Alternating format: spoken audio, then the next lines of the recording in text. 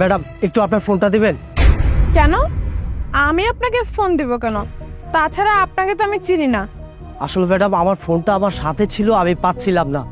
আপনার ফোনটা দিয়ে আমার ফোনে একটা কল দেব, দেখি আশেপাশে কোথাও আছে কিনা। ও আচ্ছা, আপনার ফোন মেবি হারিয়ে গেছে। আচ্ছা ঠিক আছে, আপনার নাম্বার বলুন। ম্যাডাম একটু কষ্ট করে যদি আমার কাছে দিতেন। আচ্ছা ঠিক আছে।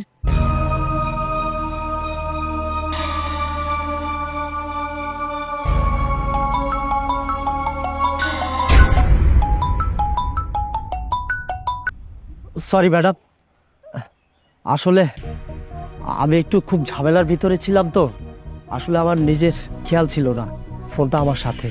মানে কি বলবো আপনাকে, নিজের ফোনটা নিজের পকেটে রেখে দিছেন, এখন বলতেছেন ফোন পাচ্ছেন না, হারিয়ে গেছে। কোনো মতলব নাই তো আবার? না ম্যাডাম, আসলে কোনো মতলব নেই, আসলে সরি আমি। আচ্ছা যান, ওইতে যে সব আসে আল্লাহ ভালো জানে। এখনো ফোন দেওয়ার কোনো নাম নাই, আসারও কোনো খবর নাই।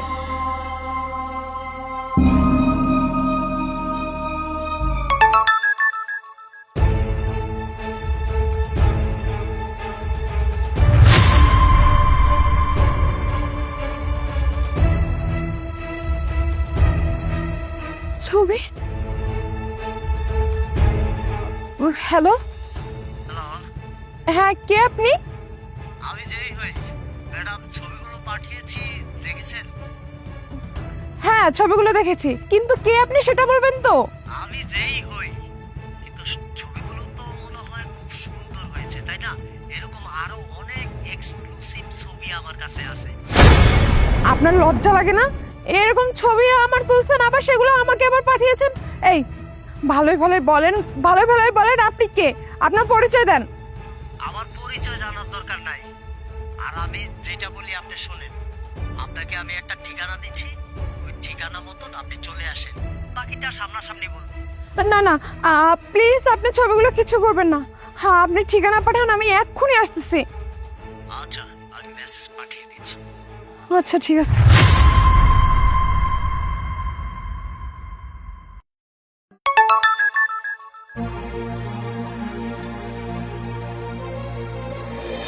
কি ব্যাপার সোহেল ভাই, আপনি আমাকে ছবি দেখাইলেন, বললেন এখনই আসবো, তো কতক্ষণ ধরে দাঁড়ায় রয়েছে, এখন আসতেছে না, ব্যাপারটা কি?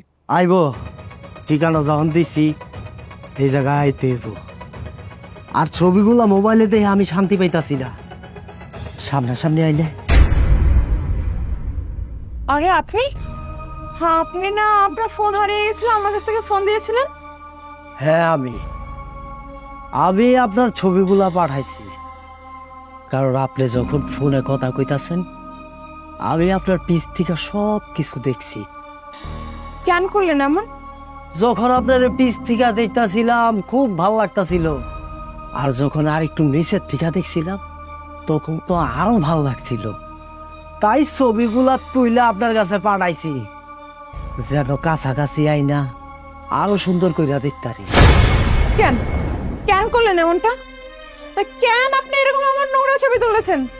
দেখেন, ভালোই ভালোই বলতেছি, ছবিগুলো এখনই ডিলিট করেন। ডিলেট তো করবো, আপনি নিজের হাতে দেখাইবেন, আমি নিজের হাতে ফোনটা দিব, আর নিজের হাতে ফটোগুলা ডিলিট করবেন। আর আমি নিজের হাতে তোদের দুইজনকে 14 শিকের ভাত খাওয়াবো। তার মানে ভাইয়া, এই সেই বদমাশ লোকটা যার কথা আমি তোমাকে ফোনে।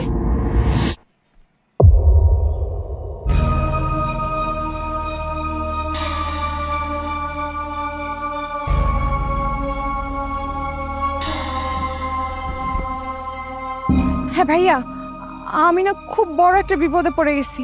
হ্যাঁ আমি পার্কে এসেছিলাম ঘুরতে, তো হঠাৎ করে কোথা থেকে কে আমার কিছু বাজে ছবি তুলে আমার হোয়াটসঅ্যাপ নম্বরে পাঠায়। এখন আমাকে ব্ল্যাকমেল করতেছে সেখানে যাওয়ার জন্য। আমি কি করবো, আমি কিছু বুঝতে পারতেছি না। আমাকে তুমি হেল্প করো প্লিজ। হ্যাঁ এটা হলো গিয়ে হতাপাড়া খতিব খামার বাড়ি। আচ্ছা ঠিক আছে।